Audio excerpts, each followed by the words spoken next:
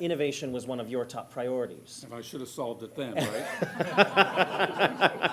That was my follow-up question. But 15 years on, here we are still. And so I wondered if you might share some thoughts about what is it that we're trying to accomplish here, and why is it proving to be such an intractable policy problem? Well, first, you're very kind, because it's actually more than 15 years. But I won't give you the count, actually, the official count. It's a problem in part because I don't think we ever clearly understood what the problem was we were trying to solve for. And Andrei's report, I think, does a very good job of saying, well, we typically looked at the inputs. We looked at business expenditures as a percentage of R&D. We looked at the GERD ratio, and we struggled with incentives to try to support that. And we came up with a variety of solutions. And you'll remember even when we were wrestling with reducing the deficit in the mid-90s, we did increase our commitment to funding research primarily through the university system. We did the Foundation for Innovation, we did the Research Chairs programs, we refinanced the Granting Council, we created the Canadian Institutes for Health Research, and I think it was all based very much on the assumption, as Andrei lays it out, that if we do enough good stuff at this end of the pipe, then inevitably good stuff is going to come out that end of the pipe. Right. And that we were underfinancing R&D overall in the country, and R&D was a very good proxy for innovation. So a number of things follow that. Were we measuring it right in the first place? Were we right in focusing on that single variable?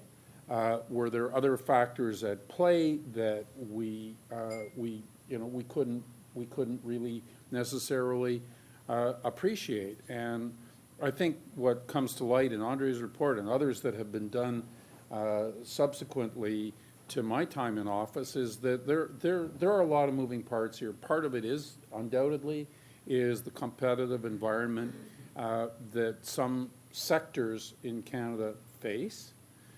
Part of it is that we've had difficulty building firms at the scale to really take on the world, and so frequently what happens is that they either don't get funded in Canada or they're acquired and moved off to other jurisdictions.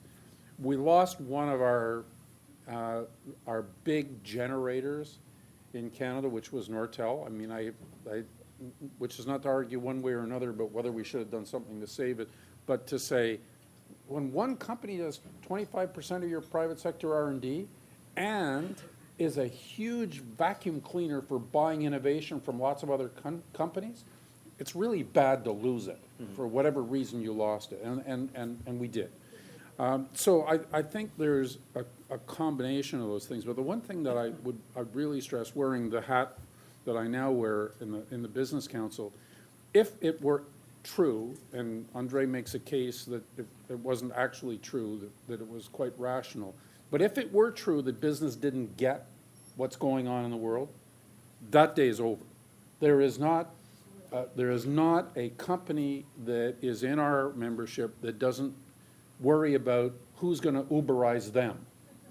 And let's face it, I mean, if you talk about Uber or Airbnb or a variety of other things, basically you had a solution to get around a regulatory barrier that has completely undermined the assumptions that protected sector was enjoying. And if it's the financial services sector, or telecom sector, or anything else, they are all thinking now about the fact that these regulatory barriers may just not actually sustain them. When somebody proposes a Netflix tax, nobody's got the courage to do it. So it's no longer quite as simple as it was, and I think business truly does get that down to their core DNA. Right. You raised the issue of competitive pressures, and I want to get back to that quickly. But Ilse, from your point of view, what is it that we're trying to fix here? I mean, I think we're trying to fix also our ability to compete in the world. So, although I think Andrei's paper is really, really good, and Andrei, I confess, like many people in this room, I've read many innovation reports. So the thought of spending my weekend reading a update on an innovation report was not compelling. Say it but ain't so, Ilse. Say it ain't so. you did a spectacular job, I think, providing a very thoughtful and nuanced and well-written summary. But I think one of the other aspects that didn't come out as much in the paper and in our discussion is, I think one of the frustrating things for us is we feel like, with the best of intentions, we've done a lot of the right things and we've done a lot of things right in terms of fundamentals, but we also have to recognize that everybody else in the world's doing more. And so whatever we do in this next phase, it has to be relevant to that magnificently increased competitive pressures, and then, whatever you want to call it, the emergence of a fourth industrial revolution, which will fundamentally challenge, I think, the way we've thought about building our industry in hard sectors.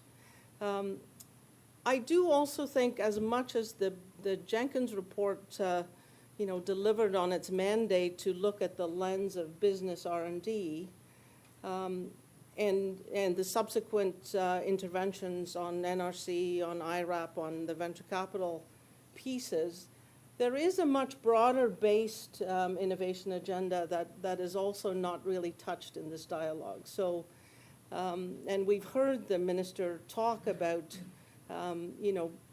the importance of taking a more holistic view to innovation, which of course touches the regulatory side, but how do we bring social innovation out of the cheap seats and into the mainstream of the innovation agenda? This is a government that's very serious about gender. Have we thought for a moment what that actually means in our innovation space? It's profound changes, because there is nothing approximating gender balance in our innovation agencies across this country. So I think there's a lot of stuff we need to fix. And, some of these fundamental instruments we can now touch and feel. We are hugely short on data. The memes have magic powers in this country, so the more we can redesign with a data engine built into whatever the next redesign is, I think it will serve us well.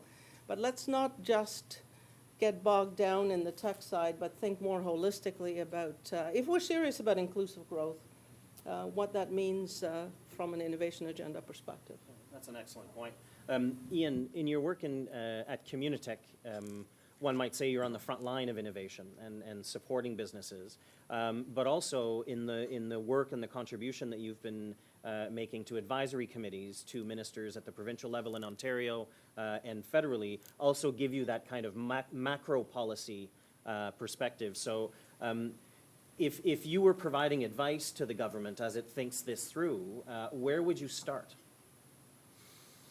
Well, I think could start with, what we've already heard thus far, which is, as Ilse pointed out, everyone's in a race to the top or the bottom around on this strategy globally, and it doesn't matter where you go. Everyone is sort of all in on innovation because everything else is everything else.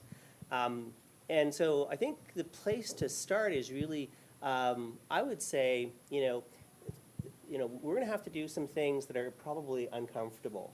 Larry Page has a great quote which says, focus on things that are uncomfortably exciting.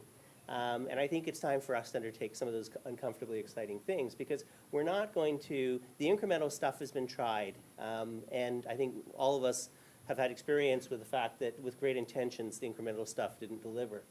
And so I think we're going to have to be thinking about some radical changes, machinery of government changes. I think, really solving some of the issues that have plagued us for so long, such as, access to capital. I was just in Israel a couple weeks ago. They're funding at about 5 times the level and twice the speed their companies. And of course they're popping. And of course, you're having massive exits. And of course you're having all these things that you're having. And not a lot of sort of dissimilarities other than the fact that the level of their funding. So I think, and I think the other one that Andrei alluded to at the end of his remarks is really, the challenges in talking about regulatory frameworks, both for industries that are protected and those that aren't. because it is competitive forces. It was interesting in the paper, it talked about the need for small catastrophes. I think I too feel quite confident about what is next for us and the opportunities we've got, largely because we see all of the big companies coming to visit us, and they are all, looking for clean underwear, because it is an issue that, it's not about, competition coming from established competitors. It's about competition from unbundling. And it's not, another car company that's scaring Steve Carlisle. It's a software company that he hasn't met.